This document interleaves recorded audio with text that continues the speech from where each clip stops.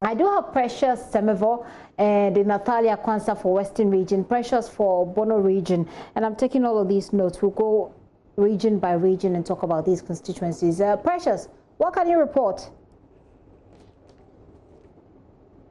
Hello, Precious. Yes, Gifty, I can hear you. Please go ahead. What can you report? Yes, the Bono region is ready for tomorrow. On the side of the New Patriotic Party, members, they are ready. In fact, they are calm as I speak. Sunyani in particular is very, very calm. We have 25 candidates contesting for 6 constituencies in tomorrow's election. Remember, we have 12 constituencies in the Bono region, and 5 of those constituencies are going unopposed ahead of tomorrow's election. Now, the 5, we have Beku West, that is the Honorable Kulku Ejeni to go to Doma Central. Yes, I need you to step down the volume on your set because I can get the feedback from here. If you can do that for me, then you can continue from where you left off. Yes, Gifty, can you hear me now? Yes, I do. Please go ahead. Yes. So I'm saying that we have, 5 MPs who will be going unopposed in tomorrow's election. Bekum West, Koku Ejeni Mboaten, they are all MPs who go to Doma Central. Koku Ajima Menu will also be going unopposed. Ali Maiga in Doma West will also be going unopposed. And then the Labour Relations Minister in Sunyani West, Honorable Ignatius Bakwewa, will also be going unopposed. And then the Deputy Bono Regional Minister, Honorable Siaka Stevens in German North, will also be going unopposed. Now, in all, you have 6,205 delegates that will be taking part in tomorrow's election. Now, the election, they are going to use 1,243 polling stations for the election, and in all, we'll have 322 electoral areas for the elections tomorrow. Now, some of the constituencies that one would have expected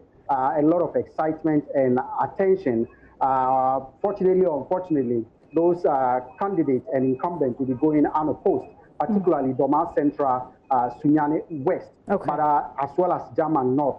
But what we have now that will be of particular interest to a lot of people is Sunyani East, where we have the incumbent, Kwesi Ame-Altreme, who happens to be the majority chief whip in Parliament. Now, he will be seeking to go for the 4th time representing Sunyani in the elections on the ticket of the New Patriotic Party. But this time around, he is having a fierce challenge from former Deputy Regional Secretary of the NPP and the current President of the Ghana Bar Association in the Bono Ahafo region. I'm talking about lawyer Alfred Tia Yeboah. Now, the two slugging it out in the election, but the issues that seems to be playing as far as talking to delegates is concerned is that some of them feel the incumbent has not done much when it comes to unity and cohesion of the party, not to talk about some particular developmental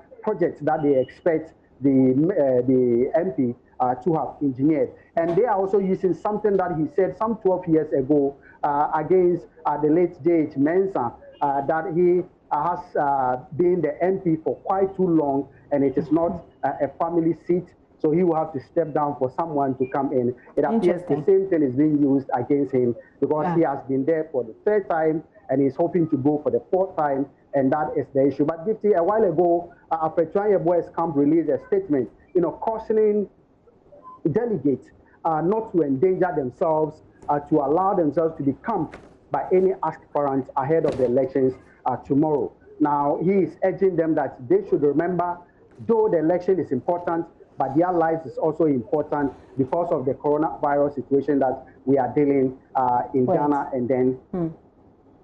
Precious, thank you for that update. Let me come to you, Winston, with Rafiq Salam's report. Rafiq gives us the profile of the people who are contesting in the 5 constituencies in the Upper West region. Most importantly, the one that's sticking out really is Anthony Abeifakabo, and who is contesting him.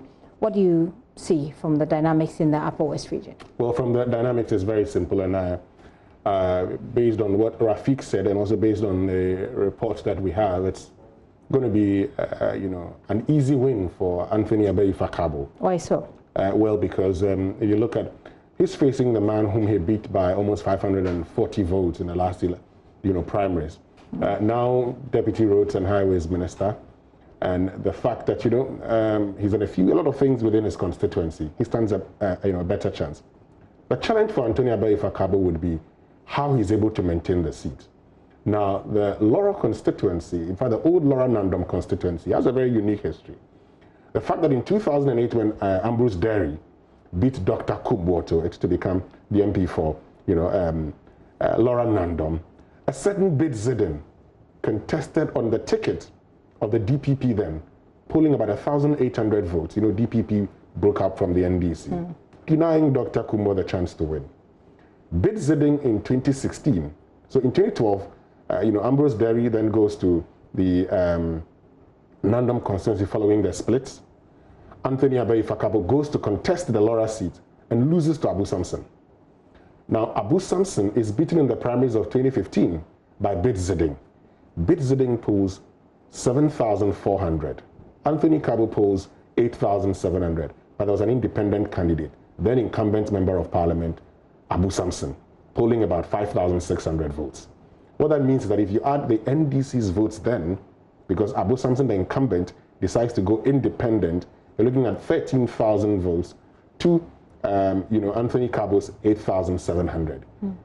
All things being equal, he has a margin of 4,300. Okay. That's the gap he has to deal with. I see. If he wants to maintain his seat as the member of parliament. And the evidence in those areas is that sometimes it becomes very difficult if you don't have someone coming out of the NDC fold as an independent candidate. And so Laura has not been a seat that's necessarily been the preserve of any particular party. No, Laura, so there was a split. Laura Nandom used to be the constituency. The NPP won it in 2008 with Ambrose Derry. But I told you the dynamics of, Bid Zidane coming in. Yeah. Then in 2012, following the creation of new constituencies, it became Laura and Nandom. Ambrose Derry lost the 2012 elections to, Dr. Ben Kumbo. And then Anthony Kabo also lost that same election to, Abu Samson. However, the NPP won both seats in 2016. So you could, you could say, for instance, when it comes to, Nandom, that is beginning to take a posturing of a swing constituency. Same might not be said of Laura based on happenings of 2012 and 2016, because in 2016, you had the NDC having the incumbent member of parliament going independent. So he faces an uphill task. He would win the primaries, but the main task ahead of him is the general elections in 2020. Okay. But having said that, I think it's important we look at Wa East. Okay. And I want to look at Wa East because, it's interesting. The 3 people going against the incumbent. 3 people going against the incumbent, including, Adam Nasiruddin. And Adam why is he interesting? It's interesting because it's like the son of the current member of parliament. Okay, so like a political son, if you like. Political son. Political godson. Well, so it's like a son. When I say a son, as in a son who's lived with this man. Okay. Schooled. That way. That way. And so it's interesting, to see a man who's looked after you. Okay, so that's more. Okay, that would be different from the E.T. Mensah Sam George dynamic, right? Yeah. Well, yes. This one actually lived with him. Okay, so he took care of him. He lived with him, and so it's interesting. But if I look at the dynamics, it's a straight fight between Godfrey Tang Bayon and Salifu Yakubu. Just as Rafik Salam said, but Godfrey Tang Bayon is slightly ahead. Okay. Slightly ahead. And so the man that Rafik describes as a village musician, becoming a member of parliament, stands a greater chance. He seems to be ahead on he's that. liked by his people, stands a greater chance of I see. Interesting. We'll be having more of these conversations tomorrow, by the way. I'd like us to, since we're still in the north, let's take a look at Yendi, one of my favorite places up north. We have Aliu Muhammad's son, Baba Bosman, and Abibata Shani. Abibata Shani, I mean, I really, honestly, admire Abibata for taking on these men who are by no means, what's the word? They're heavyweights. You know, they're not lightweights to play with. You know, and Yendi specifically. What can we say about this? So you know, Yendi in the northern region at the time prior to 2004, in 1996, Yendi and Gupegu Sabongida. At that time was that was a constituency held by Mustafa Ali Idris. He became Deputy Foreign Affairs Minister. He became Northern Regional Minister till in 2004. He lost, to Haruna Idris in Tamale South after the, creation of new constituencies. So in those days, the NPP, could hold on to 2 constituencies in the Northern region. In 1996, for instance, Yendi was still an NPP seat till in 2008, when Malik Al-Hassan Yakubu lost the seat to the NDC. Of course, the NPP took it back again in 2012, 2016. And now you have, son of Alhaji Ali Mahama, Farouk, going into that particular race. Per the monitoring that has been done and the research that has been done, it's a 2-horse race between Farouk and Abibata. I see. With Abibata slightly ahead. But again, the thing about elections is that today and tomorrow, lots of things can happen. And so the 2 of them, one of them might just emerge victorious. I see. I mean, I met Abibata when we were covering the Yendi peace process. The crowning of the peace process is there, and she felt it felt to me as though she had a tough battle ahead. But I'm excited to hear that she's and I'm being really biased here because she's female. Because she's female and she's standing up against these 2 men. But we'll see how that goes. As you say, elections is all about the delegates. They have to make that choice. They have to make that decision. If they think she's good for them, well, good enough. But we'll be here tomorrow to do more of that analysis. Like I said, let's wrap it up in Bono region, and then we'll go to do Eastern region. In the Bono region, we've spoken to some of the, in fact, the lawyer who is contesting the incumbent as well. What's the story in Bono region? 5 going unopposed in these 6 constituencies. Yes, so in the Bono region, the persons that he mentioned, and that's one of the things that people have the questions people have raised, because when the NPP issued a statement, on the 3 constituencies which was put on hold, so we know that Kwaras would have elections on the 24th. We know that in Gushegu, it's been agreed Hassan Tampuli goes unopposed. And in Doma, where the health minister, Doma Center, it's also been agreed that the health minister goes unopposed. It's more like the party saying, we've been able to talk to people. Yesterday on the Super Morning Show, we're speaking to Evans Nimako, and he says, oh, the party adopted some constituencies. We asked what that adoption was all about. He said, oh, they went for vetting. I know in some of the constituencies they were speaking to that, you know what, step aside, your time will certainly come. So that's the situation. So then it becomes, Sunyang East, and Kwesi Amayacheme, yes, in 2008, he won at the time. He had challenged J.H. Mensah in the 2004 primaries. He lost. And apparently said a few things about him that's been well, yes, because, if you look at Kwesi Amayacheme, in 1992, 1996 actually, when the NPP was going to go into the polls, at the time, he was already within the NPP fold. In fact, in 92, even before the boycott, he was advised by some young people to contest the elections because there was a fear that J.H. Mensah might be disqualified, from contesting. So they said, just, come into the race. If J.H. Mensah is disqualified, then you become our representative. He's one who's known within the NPP for a very long time. And so in 2008, contrary to all expectations, at the time, Obri Bwahine, who was, the Bronga Hafu chairman of the NPP, was expected to win the Sunyang East primaries. He pulled 5 votes. And, Kwesi Amayacheme emerged victorious. He's been there since. The thing is that in 2008, J.H. Mensah didn't contest. But then also, current CEO of Cocoa Board makes a point after he lost his 2012 elections. He says, realistically, he expects that after 3 terms, people expect you to step down. I see. Let's finish this all with Eastern region. I understand that Nkoko has been pretty interesting. Very interesting, Nkoko, because the Nkoko race Gifty. You know, Nkoko is having a very unique, contest this time around. Because if you look at, the 6 persons, you're looking at Seth Ejeba. He's a former member of parliament, 2009 to 2013. You're looking at Okechiri, Kwabena Edusa Okechiri. He's a former member of parliament and actually a deputy majority whip. Then you're looking at Eric Kwache Dafo, current member of parliament, Eastern Regional Minister. And you're looking at David Asante of Let My Vote Count fame, CEO of the Ghana Publishing, going into this race. Okay. And you have, the lady Joyce also joining the frame. Now, if you look at it critically... How do you mention the lady finally? Joyce. No, I said the lady Joyce because 5 men, 1 lady. I'm not mentioning that funnily. I mean, I should have expected that from you. So Nkoko, yeah. So that's Nkoko. Now, Nkoko is a 3-horse race. So it is David Asante, Eric Kwache Dafo, and Joyce Boateng. The lady is in there strongly. But the current member of parliament, slightly ahead of the 2. It will be interesting to see what happens from now till tomorrow. Lots of things could happen that might just change the dynamics in Nkoko. But it's an interesting constituency to watch out for.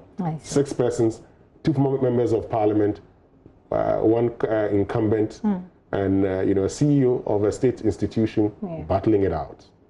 It looks interesting. Just looking at the picture right now, seems interesting. We'll be here to give you all of that update. So, Winston, let's wrap this up again with our plan for tomorrow.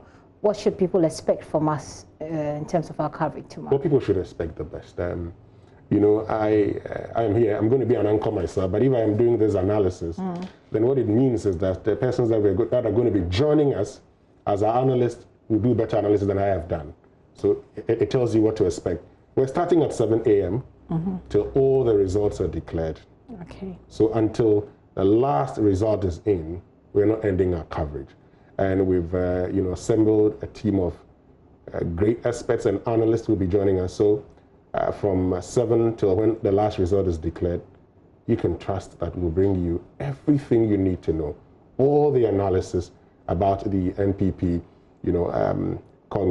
conference, everything. I mean, the historical antecedents, who contested when, what did he get, why is he coming back?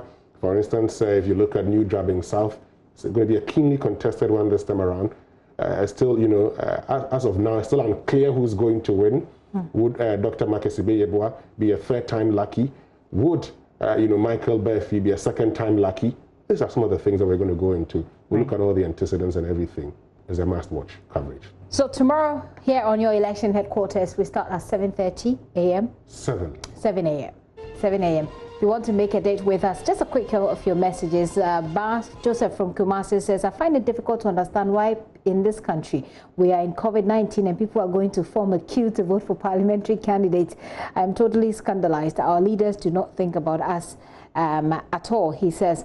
This one says, looking at the response from the ground, and for that matter, delegates in Yendi constituency, Hajia Abiba will win the primaries. She's done a lot of work on especially the vulnerable women in the constituency, and I wish her well, from Latif in Tamale. Latif, thank you for sending your message in. This one is just wishing them, Mohammed from Salaga SHS, is that just wishing the NPP success in tomorrow's primaries. And Kwabena Asari from Fantiakwa in the Eastern region says, I want to wish Honorable Dr. Amening Dankwa the best of luck in tomorrow's primaries. I'm trying to take as many as your messages as I can.